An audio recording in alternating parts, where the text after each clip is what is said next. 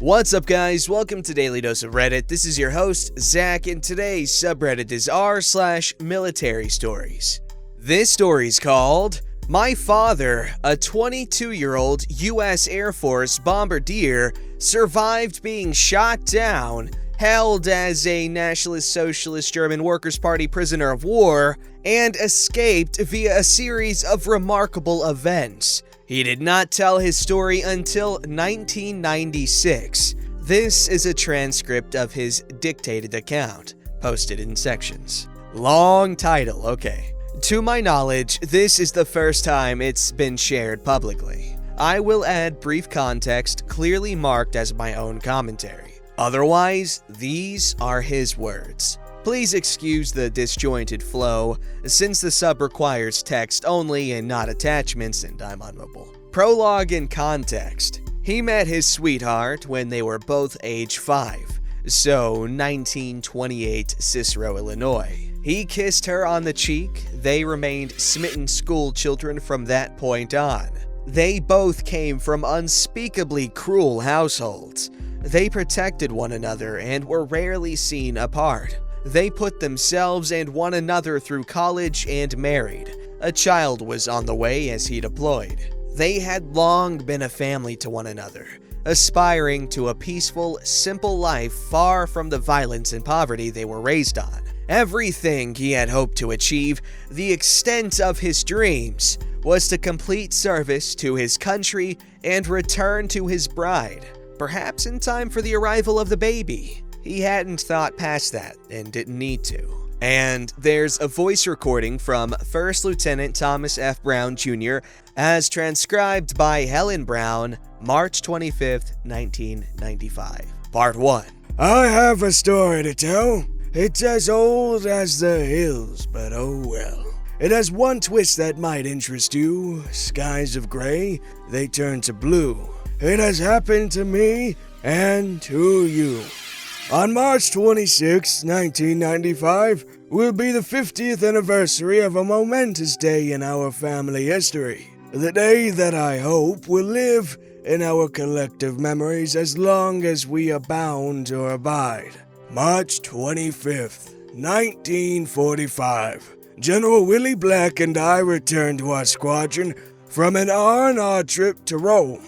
You see, for every 5 missions that we successfully completed, we were given a pass for some rest and relaxation in a selected place. After 5 missions, we got to go to Bari, Italy. After 10, we went to Naples. And while at Naples, we visited not only Pompeii, but we went to the Isle of Capri. Truly one of the most beautiful places I have ever been. But that's another story. I returned to find our airplane commander and pilot, Captain Walter Stevens, in a high state of exultation. We hadn't flown a mission since March 15th, and between March 15th and the 25th, when we got back from Rome, Captain Stevens had used his time to put forth his case that we should lead the 55th Wing of the 15th Air Force on its next mission. He was consumed with the desire to be promoted to major. He had come through 4-engine, multiple-engine pilot training as a captain. I think he was a pilot even before the war, and I seem to recall the insignia on his collar the first time I saw him was that of an artilleryman. I suspect he was an artilleryman in the Texas National Guard or whatever, and when the war came, he was called to active service and went to pilot school. Anyhow, he went through training as a captain, and his overriding desire was to be promoted to major. So he was always putting himself forward and his crew. And indeed, he was successful in getting us to fly the lead position on our squadron and the 55th Wing of the 15th Air Force on Monday, March 26th. You know how I hate to be rushed about anything. I still hate to be rushed, and we had just gotten back, and I was ready to rest a little bit, but that was not to be. So between 4:30 and 5 o'clock in the morning on Monday, March 26, 1945, we were awakened by the officer of the day, or one of his minions whose job it was to wake up the air crews that were going to fly. We were supposed to wake up and get dressed and get ready and go eat breakfast at the officer's mess at around 5 o'clock. And I must say that the air crews who were flying that day got the best of any food that was available. We had, if there were any, fresh eggs served to the combat crews flying that day. Sometimes they were scrambled, sometimes they were powdered. We called them prefab eggs. We always had the little Vienna sausages. Sometimes we had bacon, and we always had homemade bread toasted. The eating at 5 o'clock in the morning was difficult, because one's heart was in one's throat with worry and concern about what the day would bring. I do recall having some coffee and some toast and some kind of grape jelly. I remember picking at some scrambled eggs and eating a Vienna sausage or something, maybe a piece of bacon, and that was it. We were to have some breakfast and get shaved and whatever we were going to do. Go to the the latrine, which was right outside of our living quarters, close by, and then we were due at briefing at 6 o'clock. Briefing is that part of mission planning where the intelligence staff tells you what the name of your target is, how you will be going there, what your scheduled route is, what time you'll rendezvous with the other squadrons that will fly the mission with you, at what altitude you will fly, the course you will follow, and what one might expect in the way of either threats from German fighters or from anti-aircraft batteries. The intelligence people were frequently wrong. You know, they had maps of everything, and we were always given maps and where our target was located, and any aerial photographs that they had that would help us identify the target we were assigned. But their information on fighter protection and anti-aircraft batteries was frequently faulty, at least so it seemed to combat crews. Our target that day was the railroad marshalling yards in Bratislava, Czechoslovakia. Bratislava, Czechoslovakia was not supposed to be particularly heavily defended. Its anti-aircraft batteries were not known for their accuracy, nor for their number. German fighter planes, as the war dragged on, were less and less of a threat. Because so many had lost in combat previously, they did not mount massive formations of fighters to attack bomber squadrons in groups as they did earlier in the war.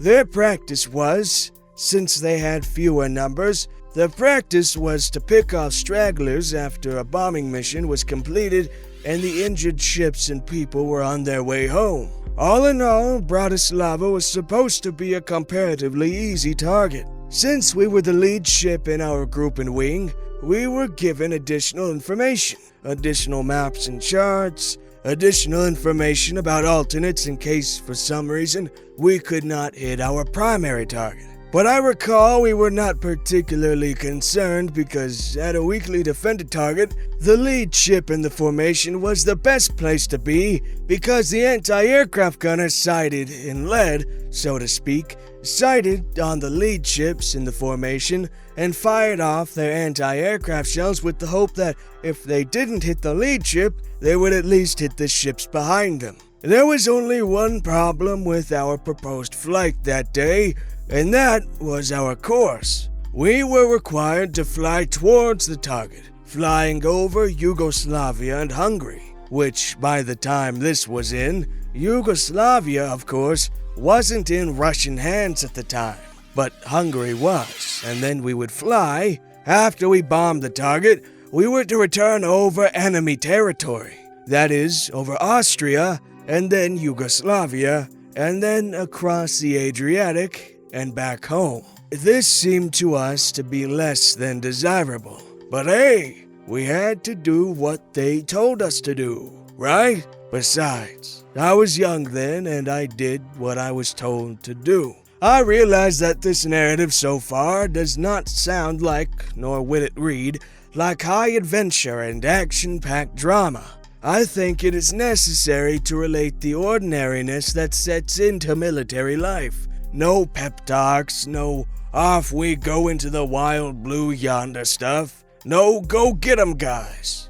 It was not the spirit of the locker room for athletic contests. Briefing sessions were informational, and the ordinary demeanor of the flight crews was quiet, thoughtful, attentive, trying to deal with our own doubts and concerns and fears, meanwhile absorbing the information that was being given us so that we could do our job for the day. After the briefing was completed, the chaplain came on and led the air crews in prayer, which was always well attended. And we prayed hard that day. And we did every day, really. After the chaplain, the lead crew and our deputy lead were called aside for additional preparations. We learned that because we were the lead crew, we would have more than just our usual crew on board. And I should take the time to tell you who they were. Our flight engineer was George Larson, out of Detroit, Michigan, Waist Gunner Elmer Buffo, out of Pittsburgh, Waist Gunner Bill Skinner from Oklahoma, Waist Skinner or Top Turret Gunner Truman Fuller out of the Deep South, and Ball Turret Gunner and Radioman Talmadge P. Callison, also a good old Southern boy. Captain Steves, that I previously mentioned, was our pilot, and flying co-pilot that day, we had a major by the name of Wilson. Sorry, I don't know his first name. We had never seen him before. He was obviously visiting the squadron and flying that day because it was supposed to be an easy mission. Navigators were General Willie Black, who was going to be a nose turret operator that day, in addition to being navigator. We also had an additional navigator in the nose, Robert Johnson from Ohio, and a radio navigator also named Wilson, who was also flying his last mission and would be going home when we were finished, and he was coming along. Also because it was supposed to be an easy mission. There were 11 of us in all. Of course, I was flying in my usual position as bombardier.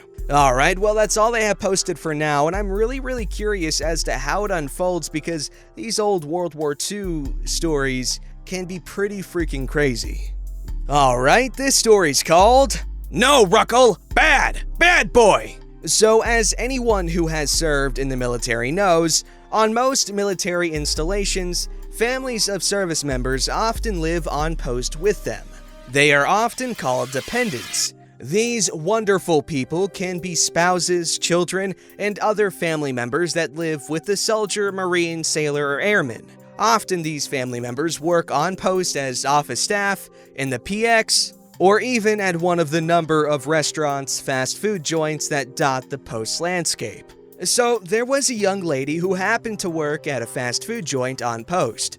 She was a young Latina girl who was the niece of a staff sergeant who works in supply, or the motor pool, I believe, and was living with his family on post. We will call him Staff Sergeant Uncle.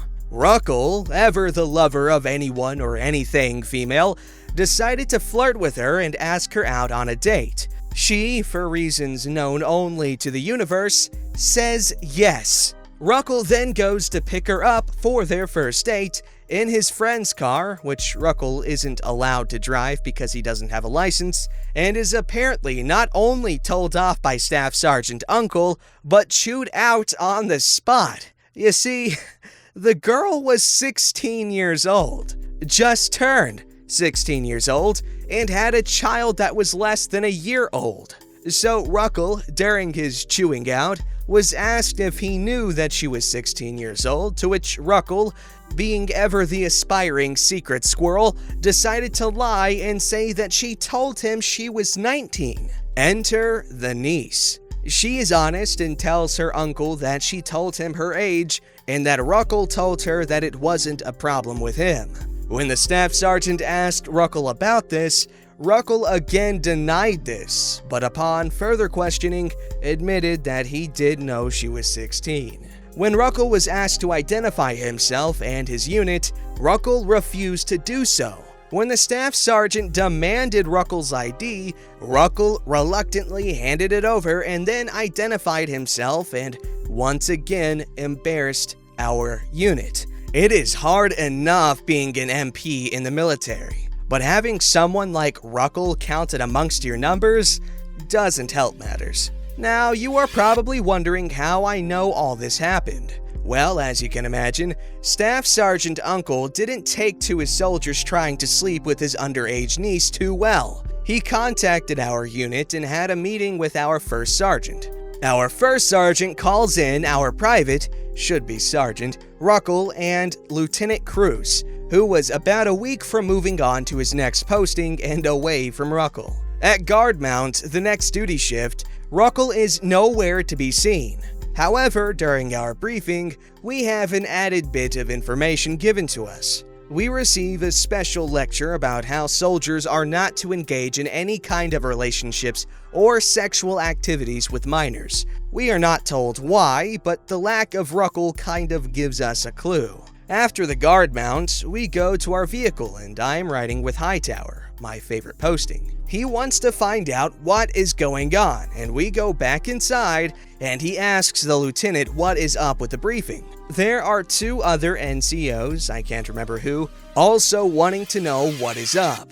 Lieutenant Cruz states that he can't talk about it. That's when Hightower mutters the two words that haunted us all. Frickin' Ruckle. Lieutenant Cruz then tells us that what he is going to say cannot leave the room. With a look of utter exhaustion on his face, Lieutenant tells us about how Ruckle tried to date and most likely sleep with a minor who lived with her uncle on post. He then told us about the meeting with himself, Ruckle, the first sergeant, and Staff Sergeant Uncle. Staff Sergeant Uncle was livid during the entire meeting, but kept his bearing pretty well, we were told. Ruckle was like a kid who was caught with his hand in the underage cookie jar. Unfortunate phrasing there. He tried to deny that he knew the girl's actual age, but then fessed up to it. He kept swearing that he was not planning on having sex with her, that they were just going to go for a drive and get dinner. This brought up the fact that Ruckle was driving without a license. Ruckle had to tell them whose car it was and why he was driving. He apparently didn't want to look like a loser and borrowed a car from a friend, I don't know who. After the facts were discovered, Staff Sergeant Uncle left and the Lieutenant and First Sergeant had their turn to chew out Ruckle. Ruckle was relieved of duty and assigned to sandbag filling duty for 3 weeks, 12 hours a day with no days off. We had a 3-week vacation from Ruckle, but I still fear for what would have happened if he would have gone on that date with her. Ruckle is not the kind of guy who takes young ladies out to dinner and for a nice drive. If it were up to me, he'd have his junk beat with rubber hoses for a few hours every day for a month. To the best of my knowledge, he never tried to date a dependent again, no matter their age. Though his story has a happy ending, it does show Ruckle has worse judgment-making skills than any of the other stories I have shared.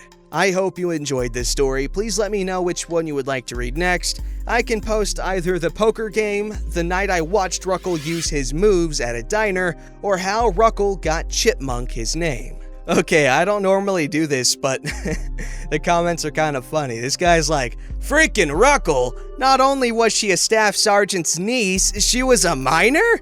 And then OP says, "If you put him in a room with 3 bowling balls and leave for 5 minutes, when you return, 1 will be missing, 1 will be broken, and the last one will be pregnant." Unfortunately, Ruckle's stupidity just barely misses the mark of charming stupidity by like 5.5 miles. And yeah, he needs some help. That's disgusting behavior, man. Don't forget to like, subscribe, and hit that bell to never miss an episode.